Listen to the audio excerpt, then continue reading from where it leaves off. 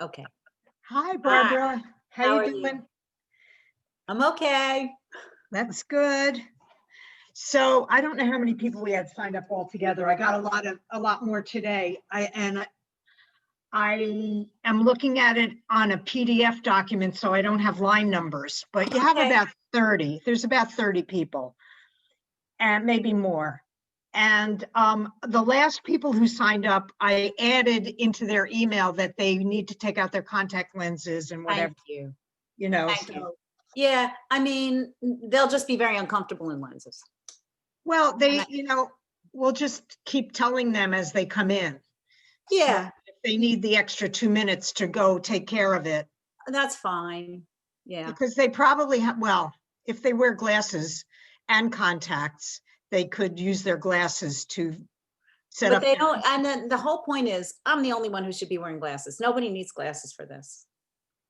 You don't need them at all. I mean, the only time if you wanted them would be during that little bit of, what am I calling it? Of, oh, I'm sorry, Lynn. That's all right. Discussion when they might. Oh, uh-huh. Hi, Elaine. Hey, Barbara.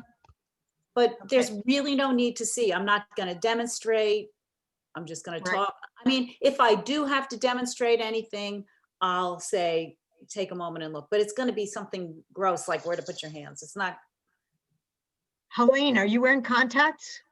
No, I need to get so I have to get my bifocals fixed because I actually see better now without my glasses. Oh my God. That's good. That's, yeah. No, it doesn't mean my eyes are getting better. It means that I'd have to walk around going like this. I understand. In the wrong place. I mean, one of the things This is good, but you have to do this. This doesn't work very well. No. One of the things I have learned from Feldenkrais is to love the blur. I mean, one of the Really? first things my teacher did was make me take off my glasses. He said, you're not cutting, you're not driving, you don't need them, you're not reading. Why can't you just be calm? Why is that better? Because I'll tell the group, but when you wear glasses, it fixates your eyes on a focal point. And it really does, it's very constraining. Huh. It actually kind of freezes your eyes. You don't feel it because you're curious, you want the clear, crisp vision. But most of the retina is not about clear, crisp vision. The fovea is like 3% of the retina. It takes up a lot of brain space, but it's not, the eye needs to see movement and shadow and all kinds of stuff. Huh, that's interesting. I've just been too lazy. I actually had like 3 different lenses in that same frame and they never got it right. So I just gave up. Yeah. I have a really good eye doctor. These are like number 4s from, Stop and Shop or something like that. I have a good doctor. I just need the optician to get it right. Well, I don't know. Whatever. Hi, Arlene. Hi there. Hi, Arlene. Hi, Arlene. How are you? Very good. Lynn, do you want to make me a co-host so I can help? I made you a co-host. I have to make Arlene a co-host now. I can't get any really better light than this. Is this adequate? Yeah, that's fine. Okay, all of you are co-hosts. If I'm a co-host, how come I don't see anybody in there's usually like a thing on the side that says like waiting room. There's nobody in the waiting room. So it'll come If up. you go down below, Participants for that? Go down below where it says participants and that opens the waiting. Oh, that brings up the It's there, and waiting. it's just us. Thank you. Arlene. Yeah. As to telling my story, I will tell it, but I want to get into the work, so I won't tell it up front. You can, I'm gonna say that I'll leave it to you to tell it. So you tell it whenever you feel like. I'll tell it. I'll find Everyone in the room. I don't want to interrupt Barbara during her presentation, and we will try to get to all of them. And at the end of it, Barbara's going to do a special little exercise of talking to people and having them participate. And I think we're in for a real treat. So now, Barbara Abramson. Thank you. Thank you. I want to second everyone's appreciation for the Arts and Cultural Committee. You've done a fab. Wait. Barbara, I muted you by accident. You have to unmute yourself. I'm sorry. Can you hear me? Okay. Yeah, gotcha. I want to thank Arts and Cultural. I think they've been doing a fantastic job, and thank you for inviting me. This is really, really nice to see everybody here. So, so the name of this evening is called Soothe Your Eyes, Soothe Yourself. And Lynn called me one day and asked, did I have an idea for a lesson I might teach? And at the time I had been sitting on Zoom for hours and I realized my own eyes were exhausted and I wasn't feeling very good. We're in the middle of a pandemic. I don't need to tell you all the reasons we have to be stressed out. And I was. So I thought, well, it would be interesting to look at how this stress in the eyes affects the body and vice versa. Right? Because our eyes are part of a whole system, our whole self, and we can use that reciprocity to help soothe the eyes and soothe ourselves. So what, maybe just a show of hands, I'm curious to know, are there people here who habitually know that they have a lot of eye strain, neck strain, shoulder strain? Raise your hand if you're someone who knows. Okay, so like a lot of hands went up. Right. These are very common places for people to hold tension. And what we'll do tonight is explore the relationship between your eyes and other parts of yourself in that dynamic. So what I hope you'll get from the evening is a chance to experience your eyes as keys to centering and quieting yourself in an off-kilter time. It is not exercise. Okay, it is really, the purpose is to awaken your nervous system and your brain to something of interest. Right? If you're anxious or tense, your brain's going to want to have a way to cool you down.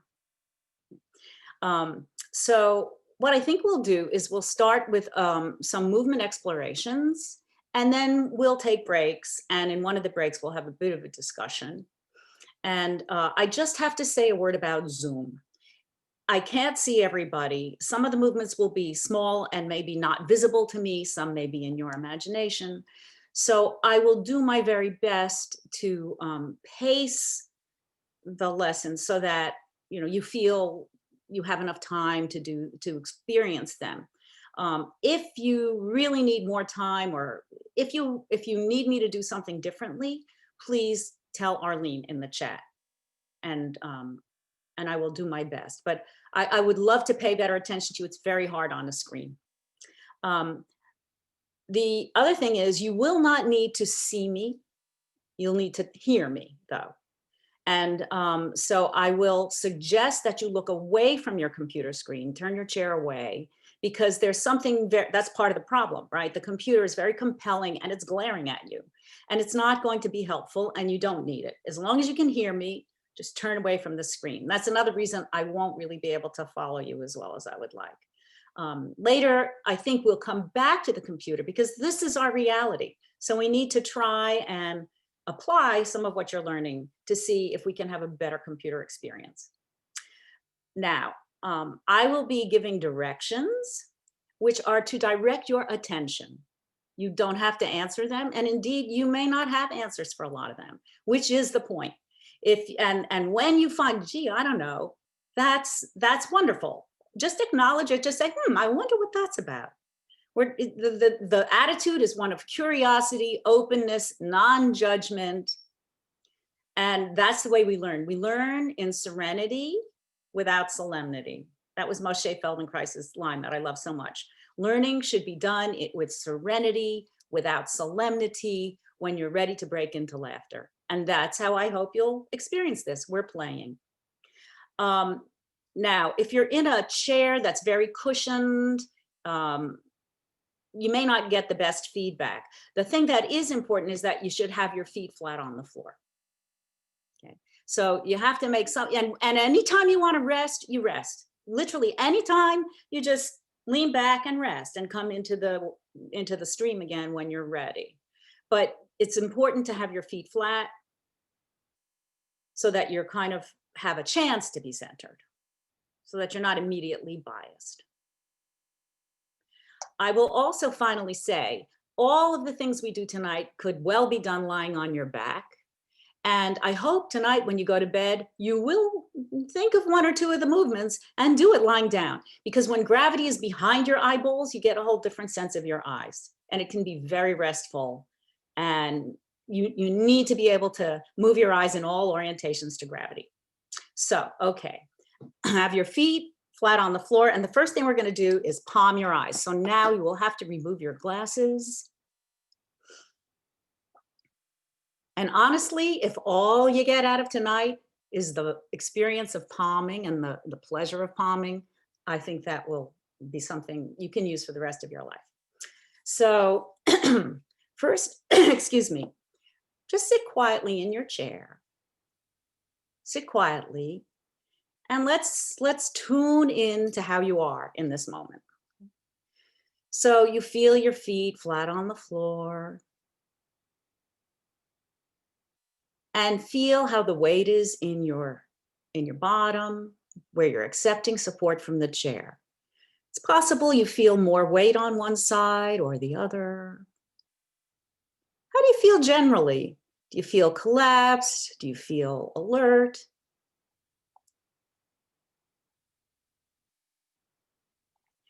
Now bring your attention to the bottom of your spine, to your tailbone. And in your imagination, in your awareness, just follow up the length of your spine through the vertebrae. You imagine, where is your sacrum? Your lower back. You draw your attention up along the vertebrae where the ribs are, continuing into the neck, to the top of the spine where it enters your head, your skull. And just feel the whole sweep, the whole length and shape of your spine. How is your head resting on your spine? Where's your chin in relation to your chest? How comfortable is your neck? Is your head drooping? Are you craning your neck?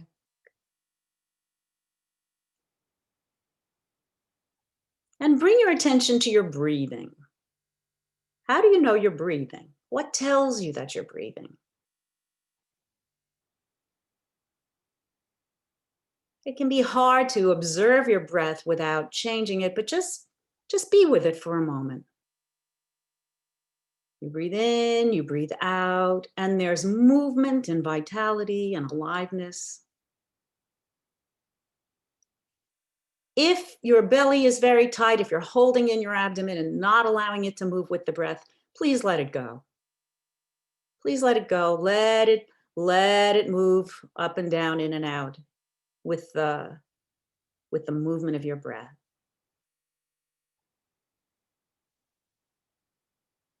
And now, once again, bring your attention up to your head, your neck, your shoulders.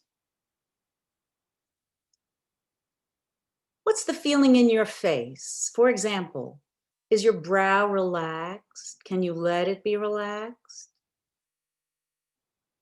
Is your jaw tight, or can you allow some space between your teeth? If you're clenching your jaw, please let it open a little. Can you feel tension in your lips or your tongue? And how about your eyes? Bring your attention just to your right eye, and now to your left eye. Maybe close them and see, even with them closed, can you feel a difference between your eyes? Maybe one feels bigger or smaller, or even with your eyes closed, more dominant.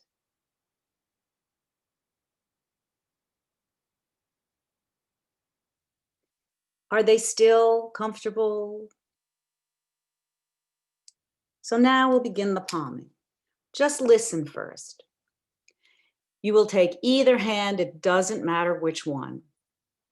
And the pinky side, the outer edge of your hand, will be rested against your nose with your fingers facing up toward your hairline. And the heel of your palm will be on your cheek. So you're going to block, there's no pressure on the eyeball, zero pressure on the eyeball, absolutely none. The heel of your hand is resting on your cheekbone. The side of your hand is butting up against your nose. and your fingers are on your forehead. Then you take the second hand and you do the same thing, covering the fingers over, the idea being to block out all the light.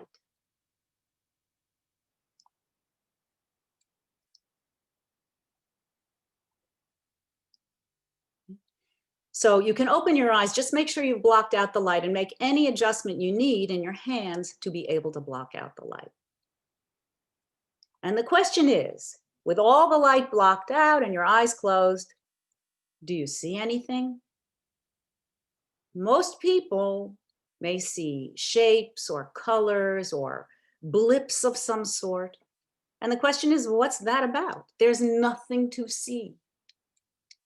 So this is all self-generated and it reflects noise in your optical system. And we're going to use this as a kind of benchmark to check in from time to time to see if that is quieting down. Okay? So just rest with your eyes palm for a few moments and breathe.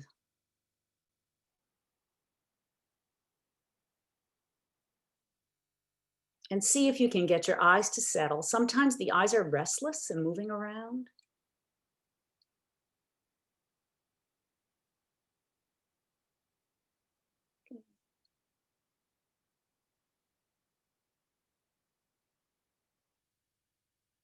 And when you're ready, slowly, gently lower your hands to your lap or wherever.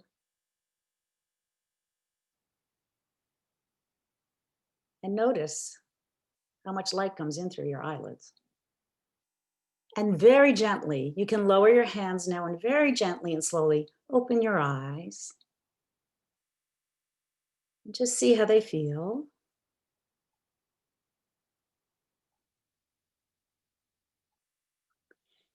And now we'll begin what I call slow blinking. This is actually the work of a lovely, beautiful practitioner who died a couple of years ago named Michael Krugman. Slow blinking. According to there's a museum in Canada, there's a Museum of Vision Science in Canada that tells us the average person blinks about 12 times a minute and about 10,080 blinks in a day. So 10,000 times a day, you're blinking. Typically, it's just a reflex. You don't notice it unless your eyes are very dry or you get a foreign object in there, right? But you're doing this movement 10,000 plus times a day. So now let's do it with awareness. Let's do it slowly, intentionally, mindfully. So let your eyes open, and they don't have to open wide, just let them open. And very slowly, take a breath in. It doesn't have to be a spectacular breath, just a regular breath in. And as you start to breathe out, let your eyelids close. Keep them closed through one breath cycle. That means you breathe in, you breathe out. And the next time you breathe in, you let your eyelids open again. And again, you don't have to open them wide, you just have to open them. So I'll say it again. As you are ready to exhale, as you exhale, lower your eyelids, close your eyes, keep them closed as you breathe in and out. And then gently open them again as you breathe in. Do it at your own pace, and you don't have to blow through your lips or anything extreme, just normal breathing. You let the eyelids close on the out breath, keep them closed for a full breath cycle, and the next time you breathe in, you let the eyelids separate. Do it slowly, do it gently. Let gravity help pull the lids down, like really tired lids. Let gravity pull them down. Keep them down for a breath cycle. Breathe in and open them. Now, the next time you're ready to lower your lids, clench your jaw. Clench your jaw and see what it does to the blink. Does it make it easier or harder to blink if you clench your jaw? Release your jaw. I'm guessing that for most people, it makes it more difficult. And remember, you're doing this 10,000 times a day. That's a lot of effort and a lot of fatigue and a lot of unacknowledged strain.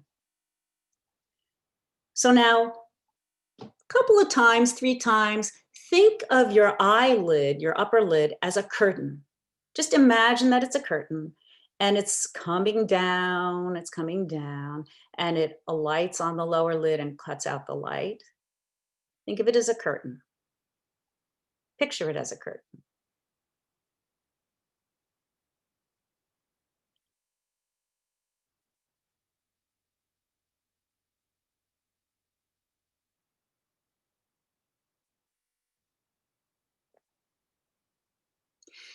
And now, a few times, think about the roundness of your eyeball.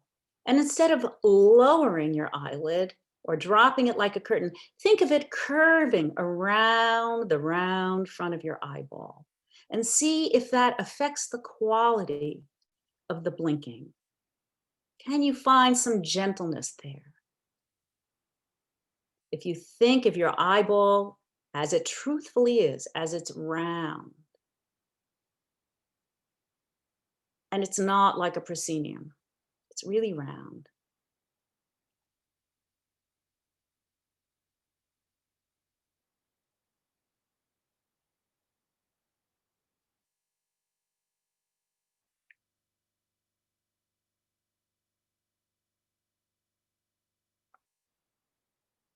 And when you've had enough, take a break and palm your eyes and see how they feel now. Is it any darker? You're looking for an area that's like black velvet or very dark blue, indigo or black. If you see a dark place like that, don't stare at it, but sort of contemplate the darkness and allow that dark, dark, dark velvet to spread through your entire inner vision. Let it spread like dye, like ink in water. Let the darkness just ooze out through your whole inner vision, making it darker and quieter. See if you can feel the weight of your eyeballs. Let them sit, let them rest in their little cups, their little soft padded cups. Notice your breathing.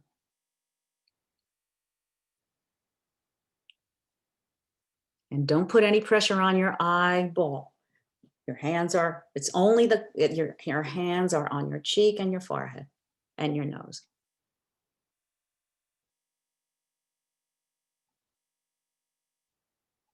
And slowly, gently, when you're ready, lower your hands.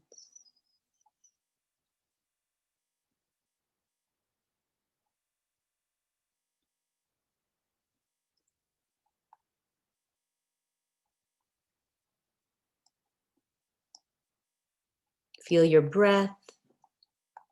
Whenever you pause, you can go back in and feel, how are you sitting now? How is your spine? Where is your head? How much of you moves when you breathe? Is your jaw soft, your tongue, your lips, your brow? And when you're ready, just let your eyes gently, slowly open.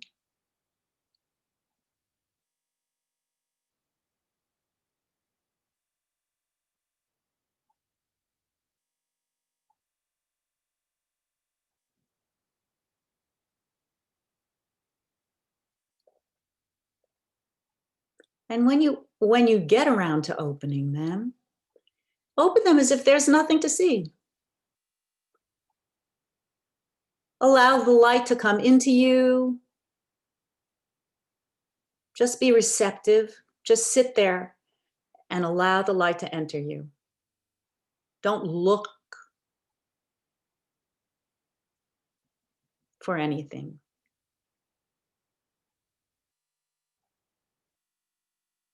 And how, when you do that non-expectant opening of your eyes, how do you experience the space around you?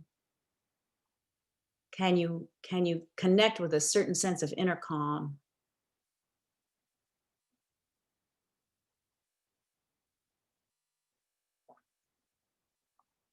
So I can only see a few faces, and I'm going to assume we can take a little break now and move on. How was that for you? If you want to put a reaction, there's a little reaction thing on the bottom of your Zoom screen. I don't know if you liked it. You can. There's also a question that Polly had. Would it be bad to lean your elbows on a table when you're doing this? No, that's a good idea. You want your elbows. Otherwise, training to hold up. Yeah, I should have said that. Yes, and that's a wonderful adaptation. Your comfort is the first priority, because remember, we consider this a learning situation, and you need to be comfortable to get the most out of the learning. I appreciate that, Polly. Again, I say you can do this lying down. You can support your elbows when you're lying down. You can do this really anytime, and the more you do it, the easier it gets. I'm assuming that some of you had that experience. Raise your hand or something if you did find that you got darker or quieter. So I'm seeing some people experience that the dark, we're only looking for a change. It doesn't go from light to dark in an instant. But with everything we do, you want to, that's an indication that you can let go of something. You know, you can let go of the strain in your back hurt a little. Good.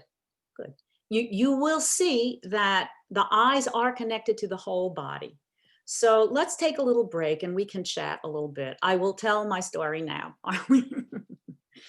So my husband Bernard at one time was commuting over an hour each way to work, and he had a long drive and his back was killing him. And somebody at work said, "Have you tried Feldenkrais?" And he came home and we said, "What the heck is that? I never heard of it." But I looked it up, and lo and behold, there were practitioners here in Princeton. And he was traveling and he was working so hard and everything, and driving all those hours. I said, "I'll go check it out. I'll go check it out. I'll go do it and I'll check it out." Well, I have scoliosis, and for my entire life, this was like 20, 25, 26 years ago, 26, I don't know, anyway, 26. I had chronic pain in my right hip and both my feet, like chronic, never a day without pain. And I went for my first lesson with my beloved teacher, who's now in Denver. And I got up off his table, because sometimes this can be done in normal times through touch. I got up and I said, "Oh my God, like what just happened here?" I had literally never felt my body in such a delightful state of just freedom. And I was intrigued. I couldn't believe it. And I started going. And Bernard ended up getting himself a Lexus, which was really all he needed. He needed a big, good, heavy car for his long, long drive. So that's the irony. He still doesn't do it, but it set me off on a lifetime path of self-discovery and just plain joy and excitement. I love this work. So I just kept doing it. And eventually he helped my son. My son had, he won't mind my telling you this, he had congenital hip dysplasia. And his walk was extremely awkward. It didn't matter so much when he was 3 or 4, but we took him to an orthopedist who said, and I quote, "I can fix him, but we have to break both his hips and put him in a body cast for 6 months." And he said, "I only really recommend that if the kid is tripping and needing stitches all the time." And he wasn't. And so the doctor said, "So he'll be a klutz." That's actually what he said. So when I started doing Feldenkrais, and I was grateful to the surgeon. I mean, he's a surgeon. That's what Anyway, when I started taking lessons very shortly thereafter, I said, and my son was 7 at that point, and I said to my teacher, "Do you think you can help my son? He has this strange walk." And I kid you not, in 1 hour, he had reorganized the whole kid. I mean, he just had totally reorganized the boy. And my jaw dropped. I said, they wanted us to cut him up. I mean, what's going on here? So my son went for lessons for 1.5 years, every other week. I mean, as I say, but the transformation was unbelievable. When you're that little, you're very plastic and changes go quickly. But it just made me intent on learning how to give this to other people.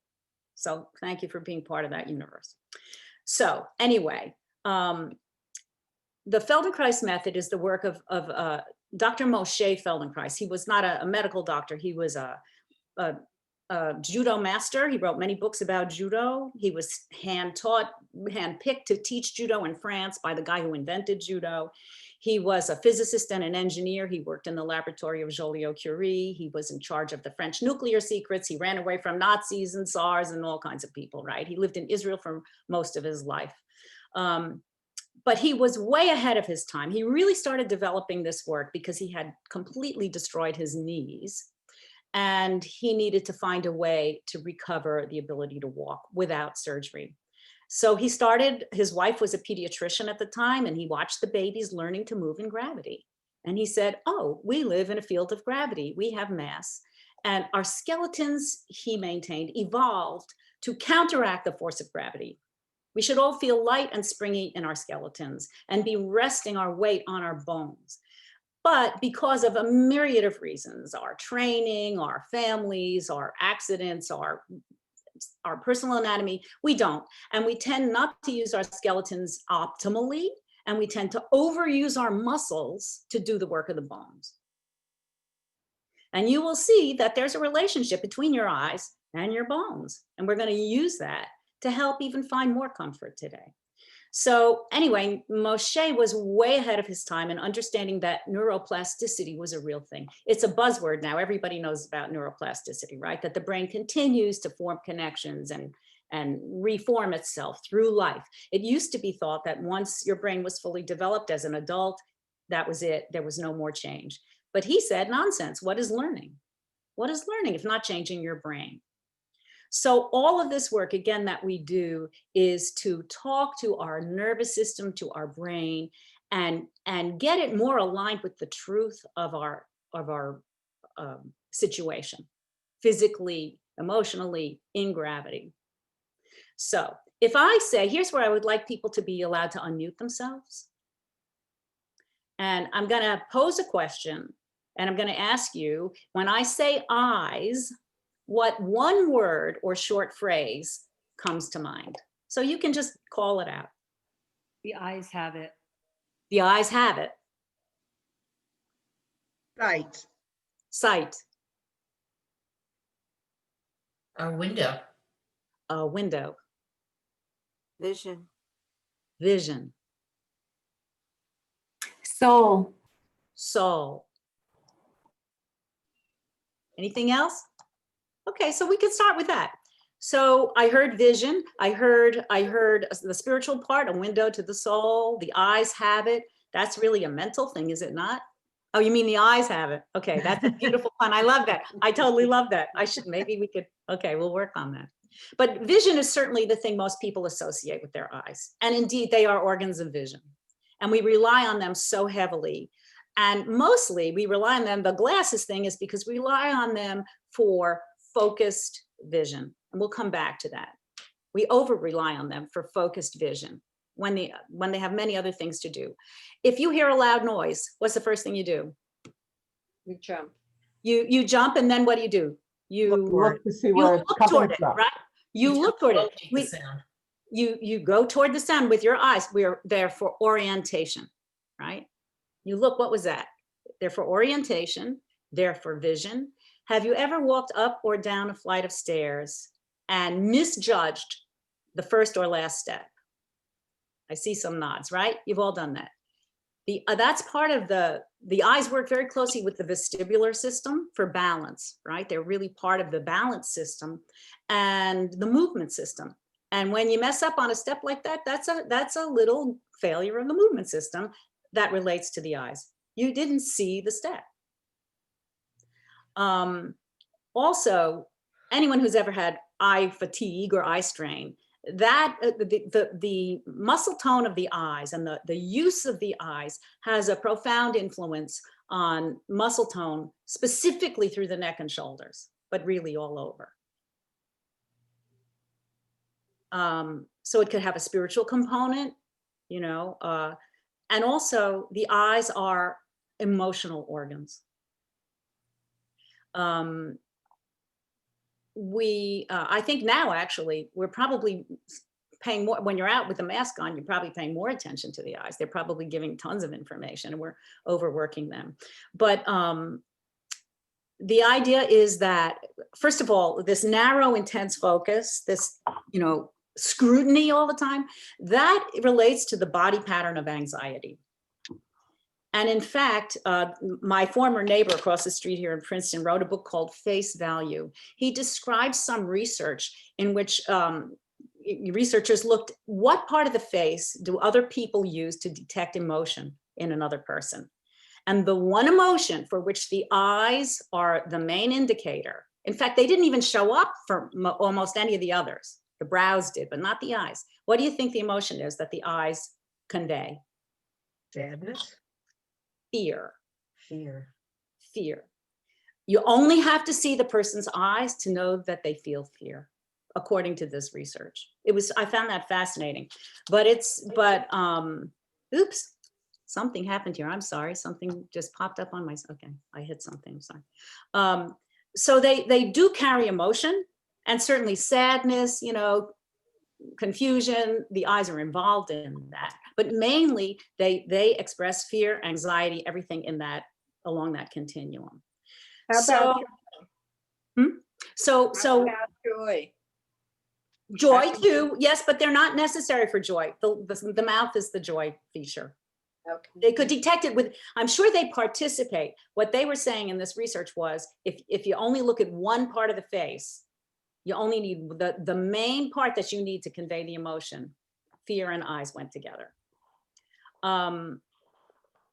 So Feldenkrais has this insight, I believe, which I believe from my experience, I'll say in his words, to every emotional state corresponds a personal, conditioned pattern of muscular contraction without which it has no existence. What he means is, every time you have an emotional Barbara, you feeling, muted yourself.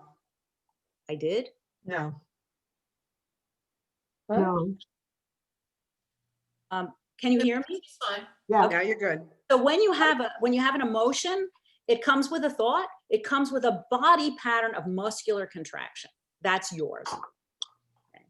And his point is, you don't have to understand the feeling. You can detach the muscular pattern from the situation and thereby undermine the intensity of the feeling or dissipate the intensity of the feeling. Just by working on the muscular pattern, you can relieve the emotion. Okay. So he's saying you don't have to worry about your whole history. You don't have to think about your therapy or anything. You just have to learn to control this autonomic state of your body.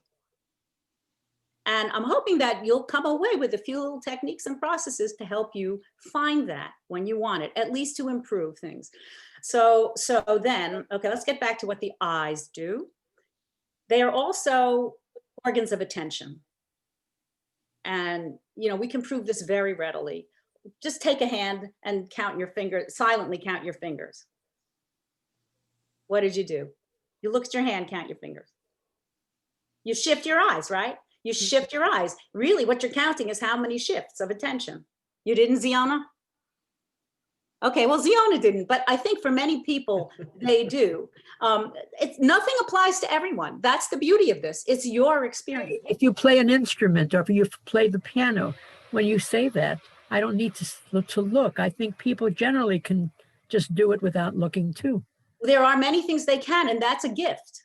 Okay, that is a gift. But I will say that I did immediately look to my hand as though I don't know how many fingers I have on my hand. Exactly. But I'm going to allow, my main point is, these poor eyes are multitasking all day. Think of all the things they did: vision, orientation, balance, movement, muscle tone, spirituality, emotion, attention. They're doing all that. Oh, they're carrying such a burden. We need to give them a little TLC. Okay, so let's talk about what is excess effort, because what we're trying to learn, every action takes effort, but we're trying to reduce it to the least amount of effort that's necessary to enact your intention. Okay, so let's explore a little bit what I mean by effort. So take a hand, either hand, it doesn't matter, and hold it palm up with your fingers, relaxed, open. Now, start to allow your fingers to curl as if you were going to make a fist, but only go as far as is super easy. You'll find that there's some little distance where they just sort of curl spontaneously. Is everybody finding that? Just nod if you're finding that, right? There's some little easy distance you can curl your fingers. Okay. Now, do the other hand. Whichever hand you started with, do the other hand and see if it's different in the other hand. For many people, it will likely be quite a different distance that they can go, right? This is true. We're not as symmetrical as we think we are. And part of the problem with eyes is that very often one eye behaves differently from the other. And unless you become aware of it, it's just a drag. So now let's take both hands and let the fingers curl gently and then continue into the fist. And you can feel that there's a comfortable range where you could move those fingers, unless you have a very bad arthritis or something. I don't deny that. But ordinarily, you can move, there's a comfortable range where you can move your fingers and you could do it for a long time and you wouldn't feel, you could do it all day, you'd feel comfortable with it, right? It wouldn't exhaust you. But now squeeze them into a fist slowly, slowly, gradually. And feel what happens in your whole body when you're holding the fists. Tenses up. The whole body tenses up. You feel it in your arms. You may feel it in your anus. You may feel it in your feet, right? I mean, you would not want to do this all day, and you can let them go. And the problem is that we have muscles, we have what Feldenkrais called parasitic contractions. These little muscles that are clenched all day from habit, and they just go under the radar. They just go under the radar. You stop feeling them until you put them in a context where it becomes meaningful. So that's what we're going to do with, there are six muscles around each eyeball, right? To help move and position the eyeball. And they're muscles. And we're going to try and give them a little breathing space with the things we do next. So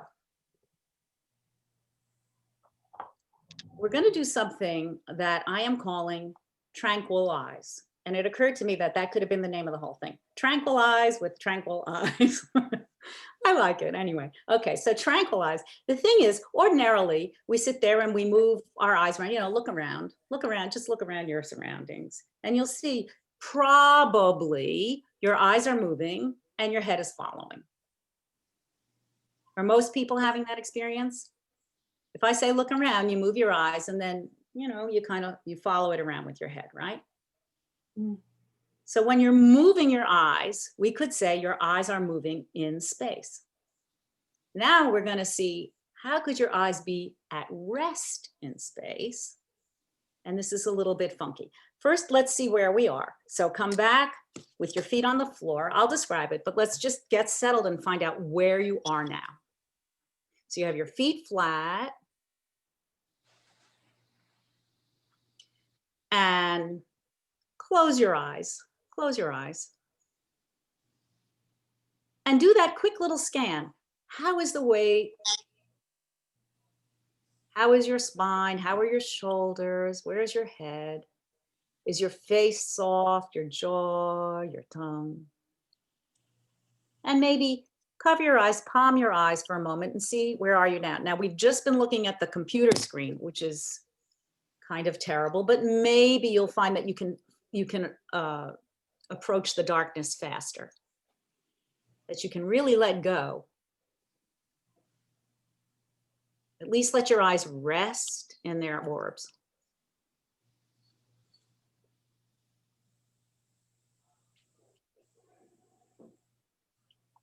So now I'm going to ask you to turn away from the computer and put your hands down and open your eyes, but look away. Find something at eye level, at some distance from you, that you can look at in your room. But you have to sit square to it. So you don't want your head, you don't want your neck turned. You want to turn your body to look at something. Honestly, we'll just find something across the room from you, more or less at eye level. And now open your eyes, look at that object, whatever it is. And here's the deal. You have to keep your eyes fixed on the object. You do not move your eyes. And begin very slowly and gently to nod your head a little up and down, but you don't move your eyes. You can blink. You may need blink as often as you slowly, slowly, slowly, and gently. The slower, the better.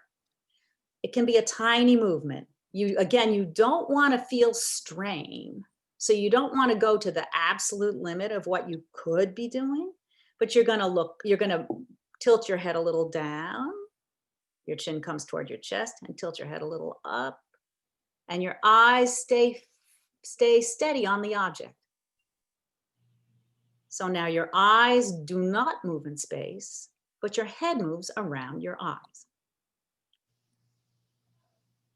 And this is a wonderful thing to do to release strain in the eyes, in the neck, just to differentiate the movement of the head from the movement of the eyes. It's not something we typically do. You can blink whenever you need.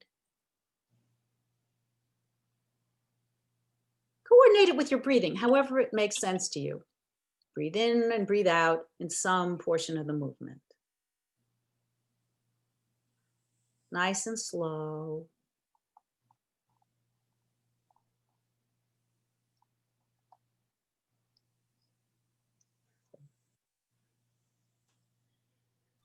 Okay, and you can pause there, close your eyes and just let them rest for a moment. It's a kind of a strange experience. Again, it's not something we ordinarily do.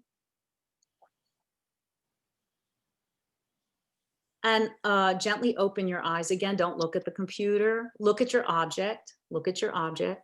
Fix your eyes on your object. And now gently, gently turn your head a little left and a little right. But again, your eyes don't move. You will feel that the eyes move toward in one direction, toward the inner and outer corners, right? They move toward their inner and outer corners. They move toward the nose. They move toward the ear, right? As you turn your head around your eyes. Turn your head around your eyes. Don't strain, blink if you need. And again, you only have to turn them enough to notice that you've turned. You only have to turn your head enough to notice that you've turned. Now your eyes are completely at rest. Good. And pause for a minute, close your eyes and just pause for a minute. This is a little process. It's nice to do with another person if you have a person ever already. You can look at their face and you can do it with a person's face. It's kind of sweet. But now close your eyes, keep your eyes closed, and imagine your object or anything you want to imagine. A face that you like, a moon, but if you don't have to see it clearly. It's not about seeing it clearly. It's just about having a place to park your gaze. Okay, if you got it, you got to keep it in your imagination now. Now keep looking at it in your imagination, and lift your head and lower your head around your eyes. Keep the object right in your line of sight. Keep looking at the object. You may make sure that you're breathing. Make sure that you're breathing. If you find yourself holding your breath, let it go and start again. Open your eyes, get the object. Just try it. Your jaw is soft. If you want to test that out, clench your jaw, see what it does to the nodding, the quality. You may find the object disappears a little bit. It's okay. Try and get it back. And pause in the middle, and now turn your head a little left and right around the object in your inner vision. You just don't let your eyes move. Make sure you're breathing.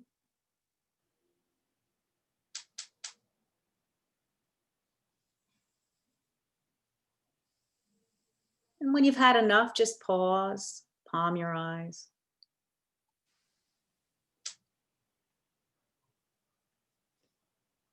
You can play with this. You can make up your own game. You want to make a little circle with your nose and keep your object in view? Go ahead, try it. Try it. Make a little circle with your nose. See if you can make it a small circle. See if you can keep the object still in your field of inner vision.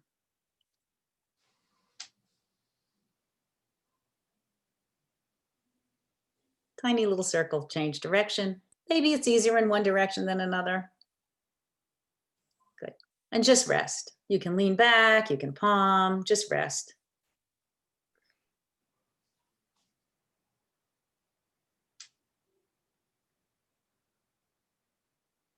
If you find yourself holding your breath, you're working too hard. Just let it be. We're only about noticing differences. We don't care how big it is. We are looking for quality, smooth, easy, pleasurable movements. It should feel nice. That's the guide. If it feels nice, you're on the right track.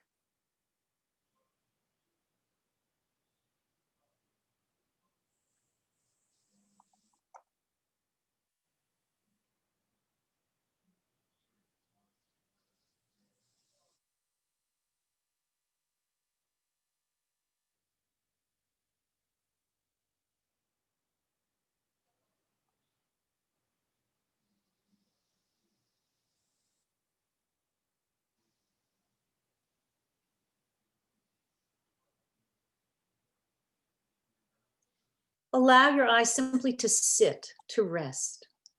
You know, something nice to think about is take your tongue and run it across the roof, run it back from the back of your front teeth, your upper front teeth. Just run it back and think over your hard palate. And part of your eyeball sitting on top of that hard palate. You can actually like lick your eyeball and refresh it. Just think it's just sitting there. It's got a little fat-filled cup to sit in. It's lovely. Good. So now I think we'll go on. And as I was saying earlier, your eyes, for all their functions, need to be coordinated and integrated. The word we use in Feldenkrais is integrated with the rest of you, coordinated for movement.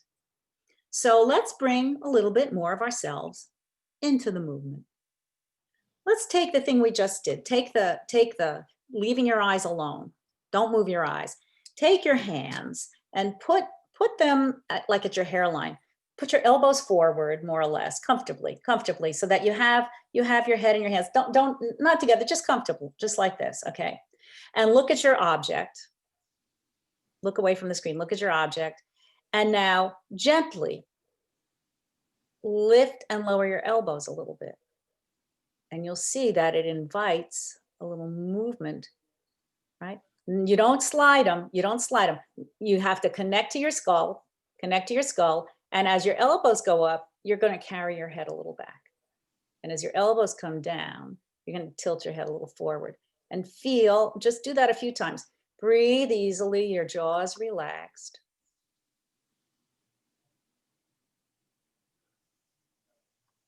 Can you keep your eyes steady while you do this?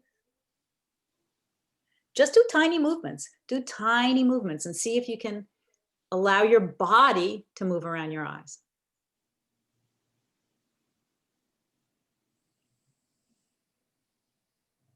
And begin to notice that when you lift your elbows, what's happening behind you in your shoulder blades? People are very stiff in this upper part of their body, but feel how your shoulder blades can sort of support, can lift your ribs a tiny bit. You let your chin go back. You let your head, you're carrying your head. Look, I can't see many people, but I'm not sure that this is being communicated well. Let everything down, just rest. It's hard when I can't actually see, but it's not that important. Let's look at something else. Let's look at the eyes in another way. Move your eyes up and down. Just moving the eyeball. We've been leaving the eyeball still, right? And moving the head, correct? Now you're gonna just leave the head still and just move the eyeballs. So move the eyeballs as if to look up toward your forehead and move the eyeballs as if to look down toward your nose. And just, you keep your head still now. This is the opposite. Keep your head still and just move your eyeballs. And you'll probably feel the limit. You can feel when it starts to get tense in there, yeah? Now, move your eyeballs up and let them lead the head. So you're going to move your eyeballs up until you feel it's an invitation to your head to tilt. You got to keep your jaw soft and your neck soft. Okay. And then lower your eyeballs and lead the movement of the head down. And do that a few times. Move your eyes up and feel when it sort of catches your head and invites your head into the movement. And then lower your eyeballs and you'll feel there's probably a difference. Maybe one direction is much easier than the other. In one, your head is right there with your eyes, and another one, there's some lag. Doesn't matter. You're trying to find out how your eyes operate for you.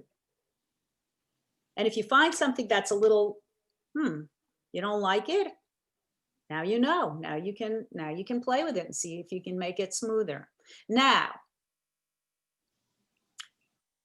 we have this luxury of an imagination. So we can put an eye wherever we want it. So now take an eyeball and stick it somewhere on your breastbone. Stick it in the middle of your chest. Okay, just get your eyeball right there and begin to look up and down with the eyeball in your chest. And again, as your eyeball looks up, it's going to lift your chest a little. And as your eyeball looks down, it's going to lower your chest a little, is it not? Just feel for that. Feel for that. This is a very stiff part of the chest for many people. So just imagine it. Imagine that your eyeball in the middle of your chest, you'll find a place where it makes sense. You put the eyeball somewhere on your sternum and you let it look up and down. And you let it invite the surrounding area into that movement. A little up and a little down.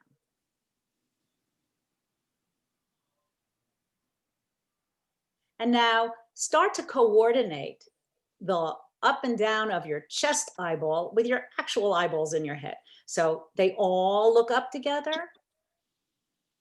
and they all look down together. And as they look up, really let your jaw hang. There's no reason to clench the jaw. Just let it be soft. So now you have 3 eyeballs looking up and down.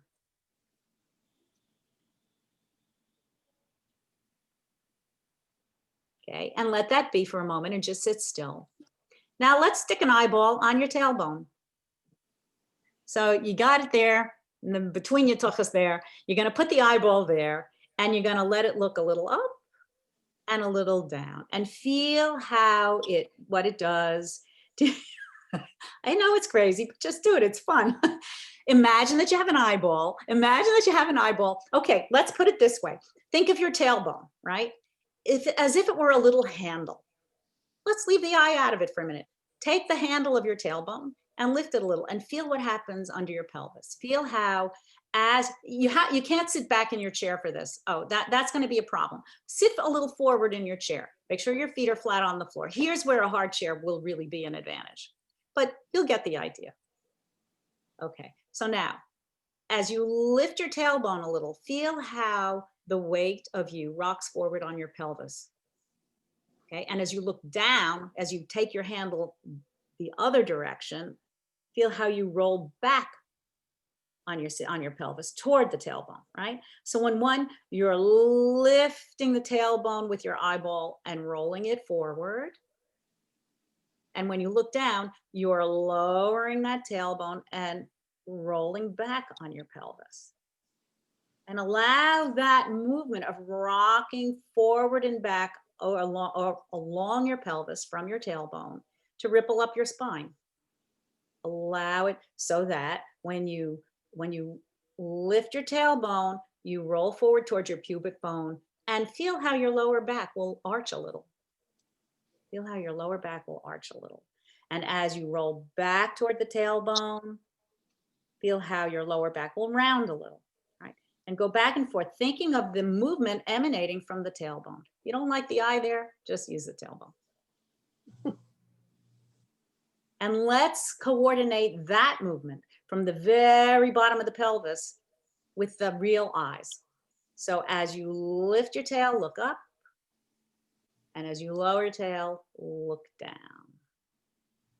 And feel that line of movement that goes all the way. You look up from your tail and your back arches a little and what's happening in the front of your chest?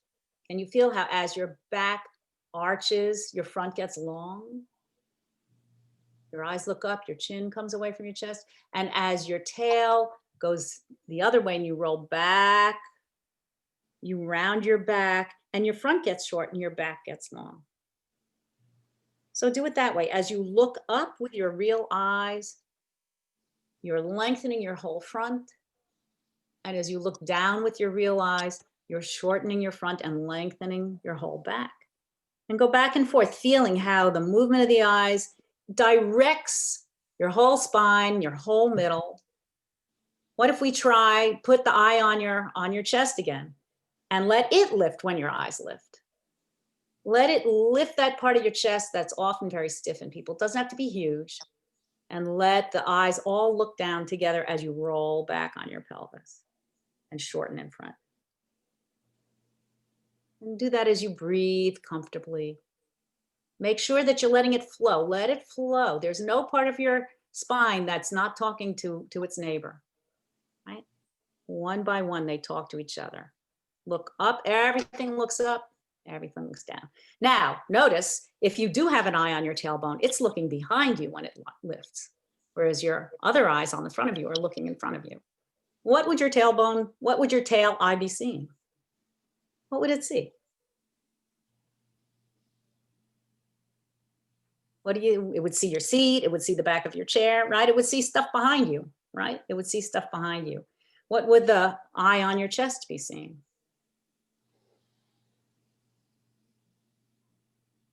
In front of you. Would be seeing something in front of you at that level, right?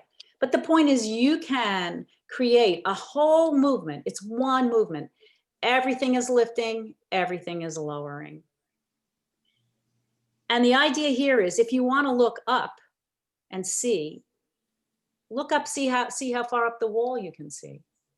If you use all of yourself versus if you just use your eyeballs. Look up with your eyeballs and then look up from the tailbone. Letting the jaw be soft. Let the jaw drop open if it wants.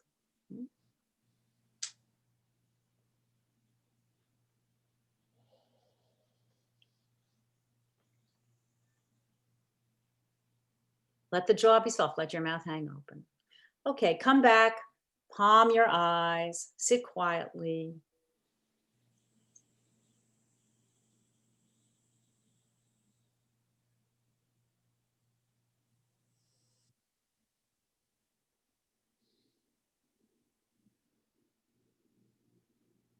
The fingers are really on your forehead. The fingers are close to your hairline. It's the heel of your hand that's on your cheek. And the fingers need to cross over. You're blocking out the light.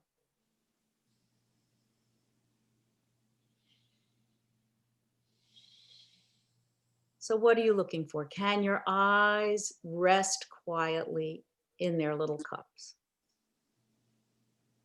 Can you find darkness? Again, if you see an area of darkness, like black velvet or dark blue velvet, it's soft, it's dark, it's peaceful. And let that suffuse the whole space. Breathe, support your elbows.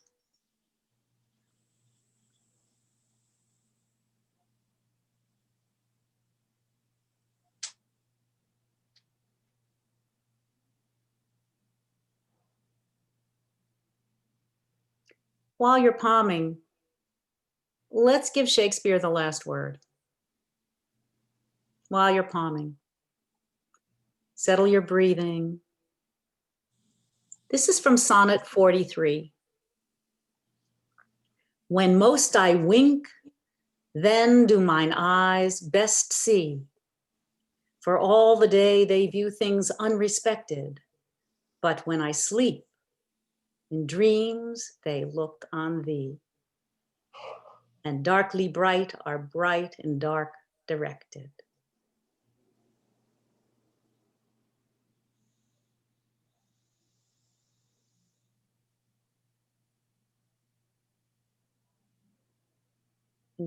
Take your time, take all the time you want.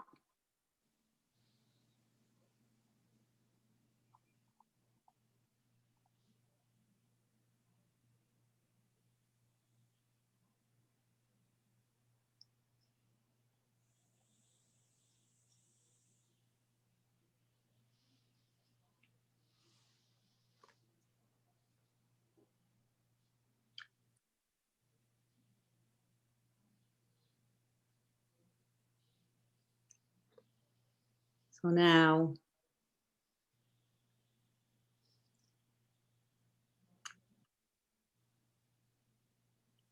while it is, I can't tell if everybody's back because I don't see a lot of people. The thing about Feldenkrais is I hope you are feeling a sense of calm and quiet. And I hope your eyes have settled a little and that you can enjoy the darkness that you can create. And these are not difficult things to remember. You'll remember the palming, the slow blinking is there for you, right? But really the point is to be able to maintain some of that feeling of softness, of quiet in the midst of real life. I mean, the Feldenkrais method is a learning modality. We step out of real life in order to learn. It's a little laboratory, a little investigation. And then we have to go back and try and apply it and see how it is to be with this new set of eyes, right? So what I'd like you to do is stand up. So everybody stand up, just stand up where you are. Because while we spend a lot of time sitting in front of our computers, we also have to stand up.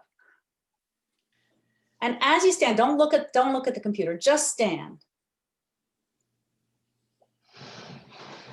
And what do you notice? Can you sense anything a little unfamiliar about the way you are standing? Perhaps your head carriage is a little different. Perhaps your feet have a different sense of connection to the floor. Perhaps the weight in your feet is more balanced than you're not standing on one leg, or maybe your shoulders are hanging differently. I don't know, but I hope that you feel something a little unfamiliar. And now, wherever you're standing, find something to look at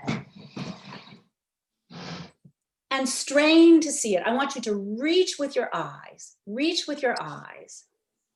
as if to scrutinize it, to find a detail, find some little detail and really reach for it, okay? And then let that go.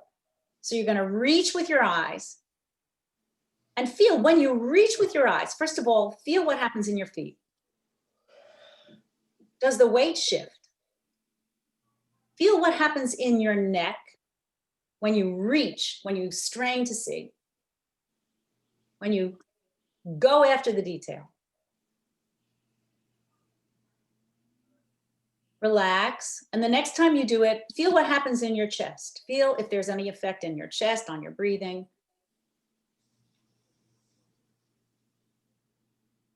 Remember the fists? When you go after that fine, precise, narrow attention, in many people, it will create a feeling of generalized tension. And now, face your object and pretend there's nothing to see. And imagine that, I don't mean that it's blank, I mean that there's no specific object that you're interested in. Just take in the light. Now, imagine that you're looking from the back of your eyeballs.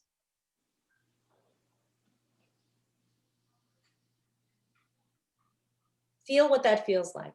And now look from the front of your eyeballs. And look from the back of your eyeballs. Sit in the back behind your eyes like a telescope. Sit back, look from the back of your eye. And then look from the front of your eyes. And can you feel that for many people, I think you will feel a propulsive quality in looking from the front of your eyes. The truth is, we can be looking from the back of our eyes because that's where the retina is. The front of the eye is just the window. And really the perception only begins at the back of the eyeball. So I would advise you to play with this a little bit. Just go through the day looking from the back of your eyeballs. It's terrific to do out in the woods or, you know, out in nature. Walk around and just, you have to make sure that there's no obstacles there that you're going to trip on or whatever. But you'll see, find something in the near distance and something in the far distance and keep changing your focus as you walk and see how it affects your walk. Focus on fine detail and then just let the general picture come in. So as you stand, how do you feel the space around you now? How do you occupy space?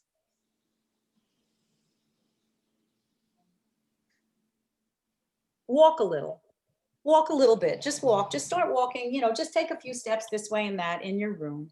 And as you're walking, periodically use your narrow focused attention and then just let it go into your open, soft focus. And walk around and just see, does it feel different to walk with soft, open attention or with sharp, narrow focus?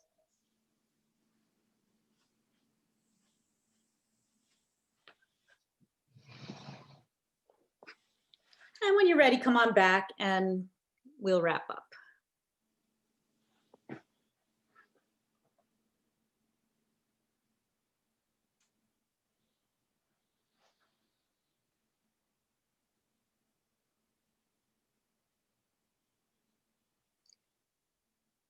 So Arlene, I think I'm okay if people want to unmute. Anybody that wants Were to. there I any- have did to you tell get you, Barbara, that it's kind of amazing the differences you feel in your body as you strain one part and let another part go a little bit more lax. But what I found really interesting is when you're doing with the pelvic tilts and add in the breathing with that, it's quite an interesting exercise because you're coming onto a different plane, sort of.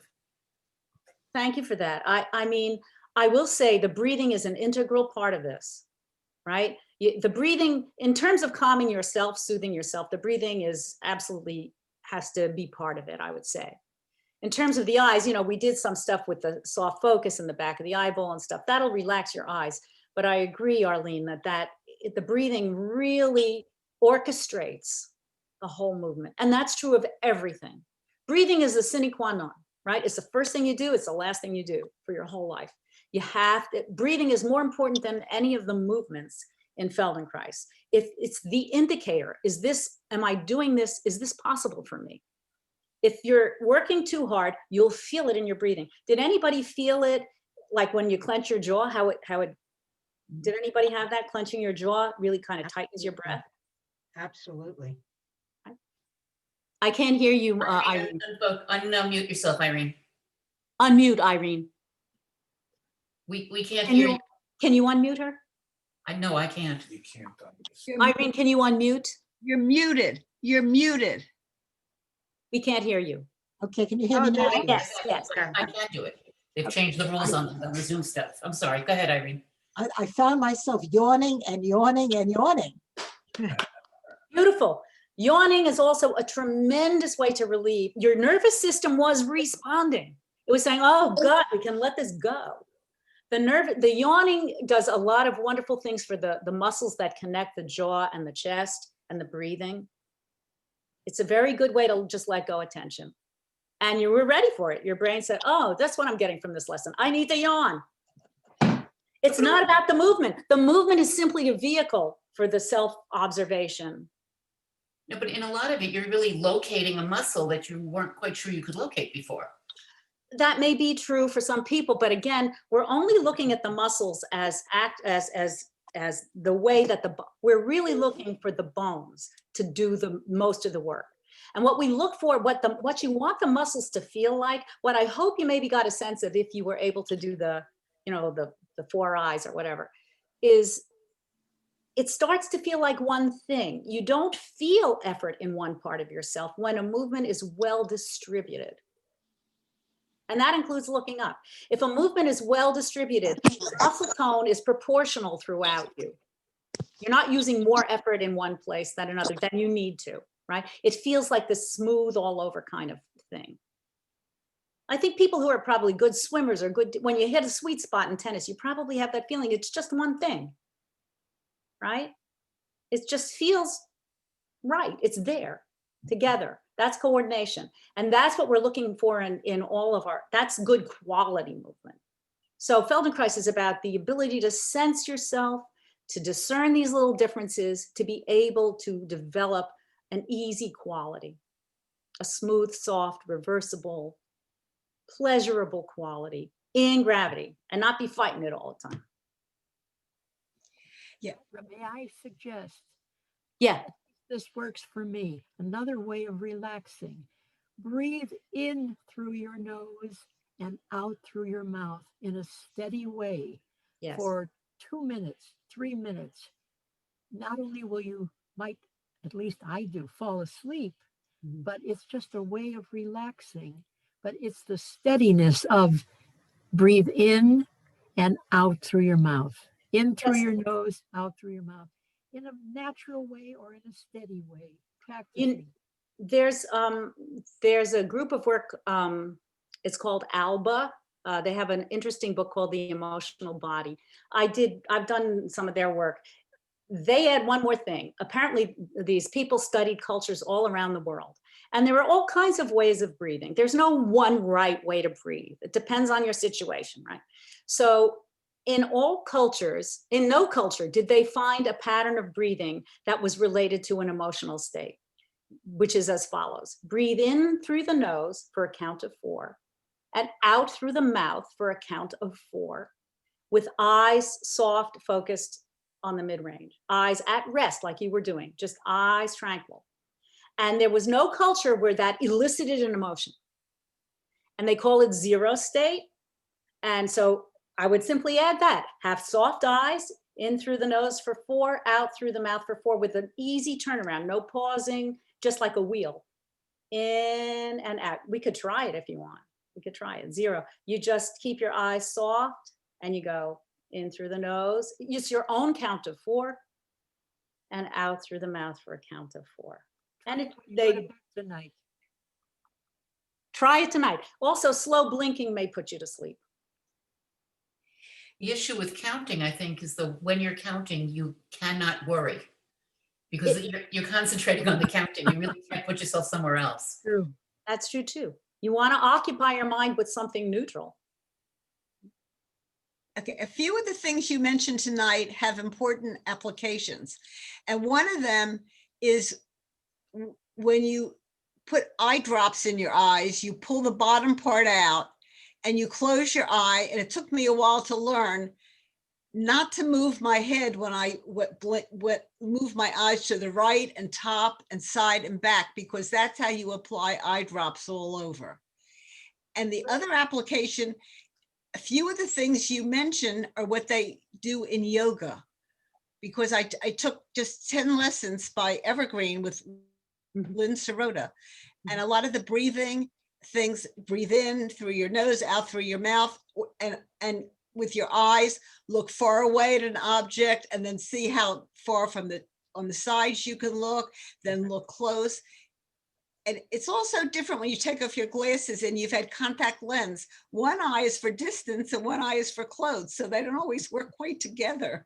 And that's, I will say, first of all, let me just address the yoga thing. As I said, Feldenkrais was a judo master. He was very well versed in all kinds of Eastern arts. He was an astonishing guy, just a master of so many things. And we only have one human body, right? I mean, there are many ways to do this. I mean, before this evening, I was listening to some chakra meditations that I love. You know, the breathing is fundamental to all human endeavors, I think. And there are many overlaps. The difference for us is we're trying to learn. Your yoga will improve if you begin to understand, oh, my right eye likes to do this, my left eye likes to do that. And when does that matter? If you're turning to one side or another, you know, we didn't do this, but you could lead your head. I wanted to sort of keep it in one plane more or less, but take your eyes to the right and left and you'll see probably one eye leads, the other one's doing nothing, you know. Your eyes may function very differently in turning and in how they relate to the head. Like how far does this eye have to go before the head starts to turn? How far does this eye have to go? In which direction before it picks up the head? Those things are very different for most people. Their eyes are quite different. Most people will feel some difference there. Not everyone, of course, but it's very common to find differences there. So you can play on your own, you know, take your left eye and go to the right, take your right eye and lead to the left, and you'll see your neck will feel different. There's all kinds of stuff happening. Anybody else have any questions for Barbara? No, I feel very relaxed though. My eyes often I'm get so glad you tired. said that. Oh, Lynn, you feel relaxed? Do people feel relaxed? I hope so. Raise your hand if you feel relaxed. I will tell you, on Tuesday night, I was having a little freak out. And I said, Barbara, on Monday night, you're going to be teaching about how you can use the eyes to soothe yourself. I said, you better do it. And I did. I actually did. I did some thumb squeezing along with the breathing. I did this and I squeezed my thumb and I let it go.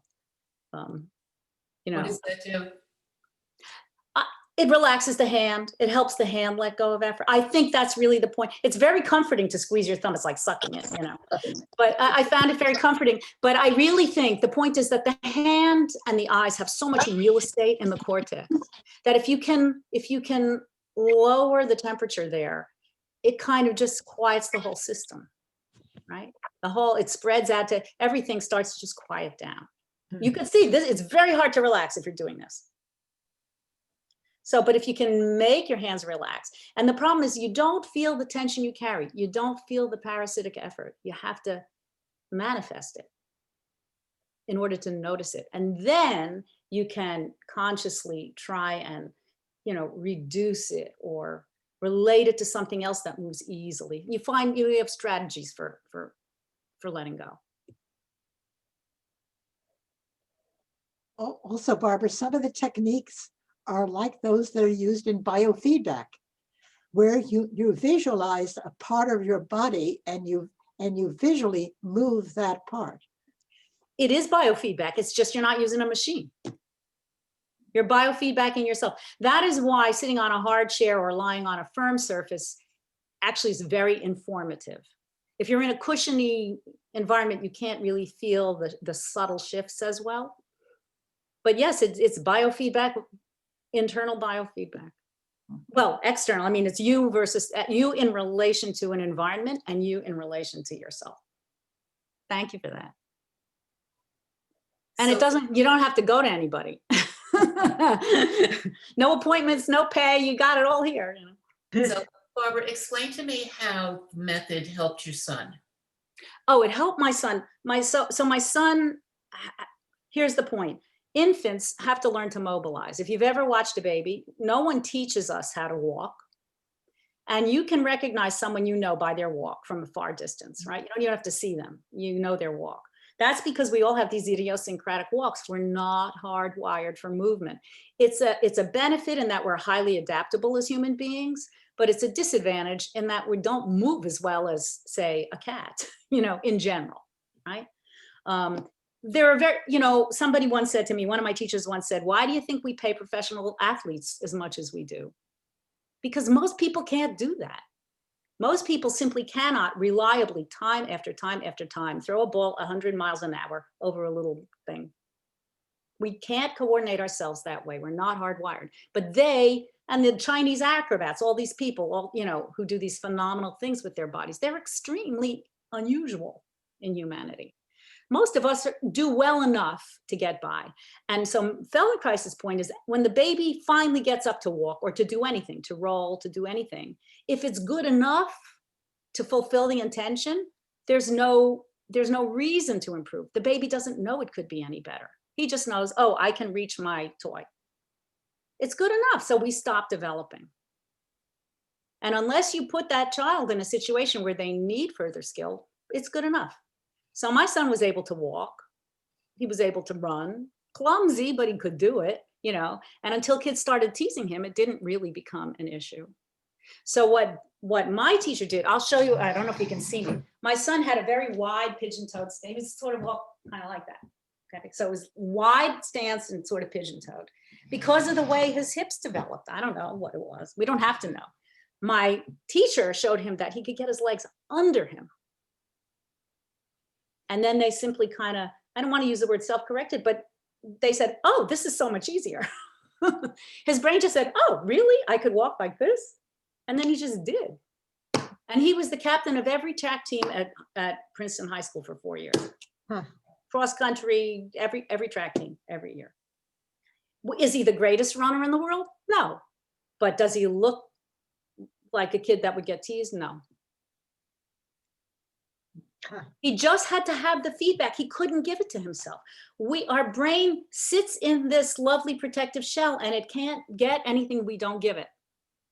So the thing that Feldenkrais does is it gives you an opportunity to give by doing novel things. Like, I don't know how many, most of you, I'm guessing, probably haven't moved your head around your eyes and tried to separate your eyes from your head. It's not something we do regularly anyway. When you do something novel, your nervous system can get a new experience that it couldn't have because you never did it. It's not in your vocabulary. It's not in your repertoire. And so putting a constraint on the thing, you must not move your eyes, forces you to leave your habit. You can't do your habit.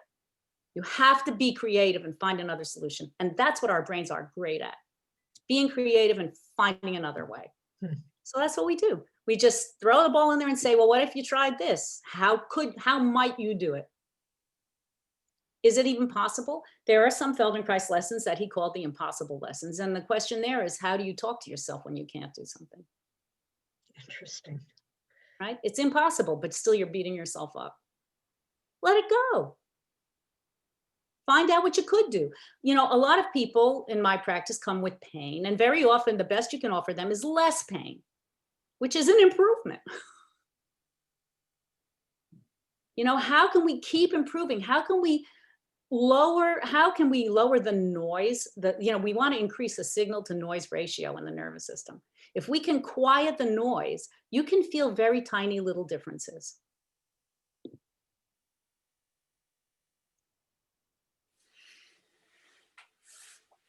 Great. Okay, Barbara, that was wonderful, I have to say. I hope you enjoyed it. Thank you all Yes, for thank you. coming. Thank you. Thank you all for coming. Remember the back of your eyeballs. That's my. Thank you so much. Thank you. It was Barbara. fun. Wonderful. Yeah, it was great. Much Thank you, needed. Barb. Really, it was very, very interesting, and I really appreciated all of it. Thank you. Well, I very much appreciate your coming, and Arlene, your service, and again, the committee for offering me the opportunity. And if you have questions, should I put, you know what, I would like to put my, I'll put my email in the chat. So if anybody has a question later or needs to call me or something, Well, actually, we have the Jewish Center phone book. I do. I'll just put it in anyway. I'm just saying, if you have a question that you haven't thought of now, you can email me. bzabramson@gmail.com. Okay, that's my. Okay, Thank everybody, you. thank Good you. night, everyone. I hope Thank you you so feel much. beautifully. Thank you. Good night, everybody. Sleep Thank well. you, Arlene. Bye. Thank you, Barbara. Good night. Thank you. Thanks so much. Good night.